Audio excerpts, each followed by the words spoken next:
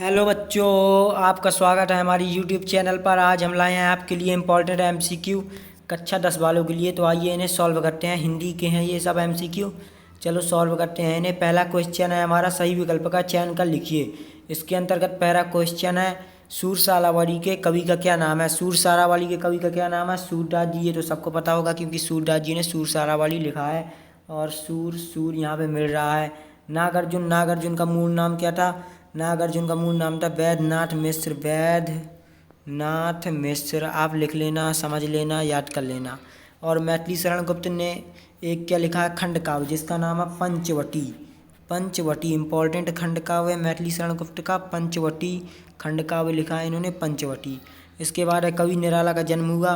कवि निराला का जन्म कब हुआ था? 1899। कवि निराला का जन्म 1899, ये राइट आंसर हो जाएगा। और 1899 में एक लोग का और जन्म हुआ था, एक कवि का और जन्म हुआ था। उनका नाम है राम वृक्ष बेनीपुरी। राम वृक्ष बेनीपुरी। इनका जन्म कहाँ हुआ था? बिहार के मुजफ्फरपुर ज़िले में हुआ था। और इन्हें क्या कहा जाता है? कलम का जादूगर कहा जाता है। राम वृक्ष बेनीपुरी जी को कलम का जादूगर कहा जाता है। और इन्होंने 1920 में असहयोग आंदोलन में भाग भी लिया था। इसके बाद तीसरा क्वेश्चन हमारा, कुहासा का शाब्दिक अर्थ है या फिर कुहासा का अर्थ है। सो गाइज, कुहासा का क्या अर्थ है? कुहासा का अर्थ है कोहरा। यह पक्का चैप्टर 2 से आया है। कुहासा का क्या अर्थ है? कोहरा। और सहारा का सहारा का किसका शब्द होगा? सहारा संबल का। संबल का शाब्दिक अर्थ होता है सहारा। ये पूछ सकता है कि संबल का शाब्दिक अर्थ है सहारा या फिर संबल का अर्थ है सहारा। और इसके बाद ये भी पूछ सकता है, सन्नाटा का शाब्दिक अर्थ क्या है? ये मतलब, या फिर आपको दे देगा निस्तब्धता। निस्तब्धता, निस्तब्धता। निस्तब्धता किसका शाब्दिक अर्थ है? सन्नाटा का। और कंबल, कमली, यदि आपको दे दे कमली का शाब्दिक अर्थ है तो कमली का शाब्दिक अर्थ होगा कंबल। कमली का कंबल। और कुहासा का कोहरा। सहारा संबल का सहारा। और निस्तब्धता का सन्नाटा। इसके बाद है हमारा, प्रकृतिवादी कवि हैं। सो गाइज, प्रकृतिवादी कवि हैं सुमित्रा नंदन पंत। सुमित्रा नंदन पंत प्रकृतिवादी कवि भी हैं और छायावादी भी कवि हैं। छायावादी भी कवि हैं, प्रकृतिवादी भी और छायावादी भी। छायावादी प्रकृतिवादी दोनों कवि हैं ये। नेताजी की प्रतिमा की ऊंचाई थी। नेताजी की प्रतिमा की ऊंचाई कितनी थी? 2 फुट। नेताजी की प्रतिमा की ऊंचाई 2 फुट थी। लो आ गया क्वेश्चन, कलम का जादूगर किसे कहा जाता है? अभी मैंने बताया था ना, कलम का जादूगर किसे कहा जाता है?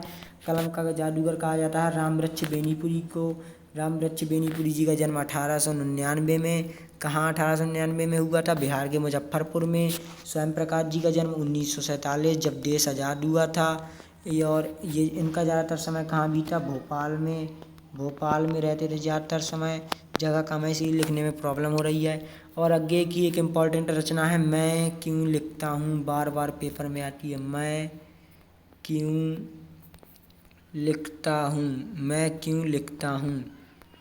मैं क्यों लिखता हूँ, बार बार पेपर में आती है, बहुत इंपॉर्टेंट है। इसके बाद दूसरा क्वेश्चन है हमारा, रिक्त स्थानों में सही विकल्प का चयन कीजिए। इसका पहला क्वेश्चन है, वल्लभाचार्य के गुरु थे। वल्लभाचार्य डॉट डॉट के गुरु थे। वल्लभाचार्य जी किसके गुरु थे? सूरदास जी के गुरु थे। और परशुराम जी के तो हो गए वो शिव जी। परशुराम जी के कौन थे? शिव जी। उन्होंने परशुराम जी ने शिव जी को अपना गुरु माना था। तुलसीदास जी के नरहरिदास। नरहरिदास सबके बारे में जानकारी होनी चाहिए क्योंकि पेपर कहीं से भी आ सकता है। ये आपके तीनों हैं चैप्टर, तीनों चीज़ हैं आपके हिंदी की किताब में। इसके बाद दूसरा क्वेश्चन, दोहा छंद की प्रथम एवं तृतीय पंक्ति में कितनी कितनी मात्राएं होती हैं? दोहा छंद की प्रथम एवं तृतीय पंक्ति में कितनी मात्राएं होती हैं? 13 मात्राएं होती हैं। दोहा छंद की प्रथम एवं तृतीय पंक्ति में 13 मात्राएं। इसके बाद है, रस के अंग हैं। रस के 4 अंग होते हैं, विभाव, अनुभव, संचारी भाव। स्थायी भाव, विभाव, अनुभव, संचारी भाव। आधुनिक हिंदी कविता का प्रारंभ संवत डॉट डॉट से माना जाता है। सन 1900 से माना जाता है। और आधुनिक काल को 6 कालखंडों में विभाजित किया गया है। अर्थ की दृष्टि से वाक्य के डॉट डॉट प्रकार होते हैं। अर्थ की दृष्टि से वाक्य के 8 प्रकार होते हैं।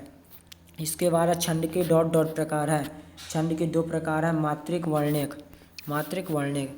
इसके बाद सही जोड़ी मिलाइए। सो सही जोड़ी मिलाते हैं। मैथिली शरण गुप्त। मैथिली शरण गुप्त ने क्या लिखा था? मैंने आपको बताया था, पंचवटी महाकाव्य लिखा था मैथिली शरण गुप्त ने।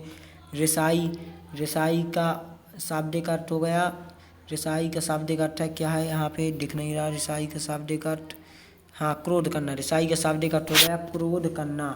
ये आपके सीधा पूछ लेते हैं। रिसाई का शाब्दिक अर्थ हो गया, या फिर किसी का भी शाब्दिक अर्थ है, जैसे वो पूछ लिया था कुहासा का शाब्दिक अर्थ कोयला, संबल का सहारा, चौपाई 16, एक अंक एकांकी, एक अंक वाली रचना को एकांकी, शिव पूजन सहाय, माता का आंचल, राम वृक्ष बेनीपुरी, राम वृक्ष बेनीपुरी, राम वृक्ष बेनीपुरी जी का देखें हम कहाँ पर है राम वृक्ष बेनीपुरी, राम वृक्ष बेनीपुरी मुजफ्फरपुर, मुजफ्फरपुर, राम वृक्ष बेनीपुरी जी मुजफ्फरपुर, ये है मुजफ्फरपुर। ये रहा, मैंने बताया था बिहार के मुजफ्फरपुर ज़िले में इनका जन्म हुआ था, राम वृक्ष बेनीपुरी को। और इन्हीं को कलम का जादूगर कहा जाता है। जन्म कब हुआ था?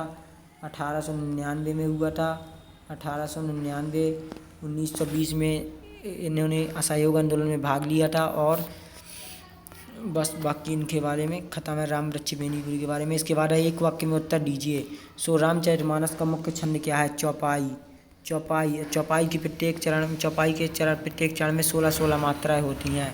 विनय पट्टिका की रचना किस भाषा में हुई? विनय पट्टिका की रचना किस भाषा में हुई? ब्रज भाषा में, ब्रज भाषा में। और इसके लेखक कौन है? तुलसीदास जी, तुलसीदास जी हैं लेखक इसके। तुलसीदास जी अवधी और ब्रज भाषा दोनों में लेखन कार्य करते थे। कामायनी किसकी रचना? जयशंकर प्रसाद की, ये तो सबको पता होगा। कामायनी जयशंकर प्रसाद की रचना है। आंसू, लहर, झरना सब जयशंकर प्रसाद जी की रचना है। अट नहीं रही कविता किस बात को प्रकट करती है? अट नहीं रही कविता फागुन की मादकता को प्रकट करती है। कवि नागार्जुन का मूल नाम क्या है? वैद्यनाथ मिश्र। ये आ गया कवि नागार्जुन का मूल नाम वैद्यनाथ मिश्र, वैद्यनाथ मिश्र। मैं वैद बस लिख रहा हूँ और नाथ और मिश्र आप लिख लेना। निराला रचनावली में कितने खंड हैं? निराला रचनावली में कितने खंड हैं? निराला रचनावली में 8 खंड हैं। इसके बाद अगला क्वेश्चन है, सत्यासत्य लिखिए। श्री कृष्ण ने गोपियों को समझाने उद्धव को भेजा था। ये गाइस सत्य हो जाएगा। श्री कृष्ण ने गोपियों को समझाने उद्धव को भेजा था। बिस्मिल्लाह खां हिंदू मुस्लिम एकता के समर्थक थे। ये भी सत्य हो जाएगा। पर पर्वतीय सुंदरता मन को नहीं भाती, ये असत्य है, क्योंकि पर्वतीय सुंदरता किसके मन को नहीं भाती? सबको मन को भा लेती है पर्वतीय सुंदरता। इसके बाद अगला, संस्मरण में कल्पना तत्व की प्रधानता होती है। ये गलत है। संस्मरण में कल्पना तत्व की प्रधानता नहीं होती। हिंदी का प्रथम उपन्यास परीक्षा गुरु माना गया है। हाँ, ये सत्य है। हिंदी का प्रथम उपन्यास परीक्षा गुरु ही है। कहानी के 6 तत्व होते हैं, ये भी सही है। सो इसमें 3 असत्य हैं और 4 सत्य हैं और 2 असत्य हैं। 4 सत्य हैं और 2 असत्य हैं। थैंक यू गाइज, यदि आपने वीडियो को लास्ट तक देखा। बाय।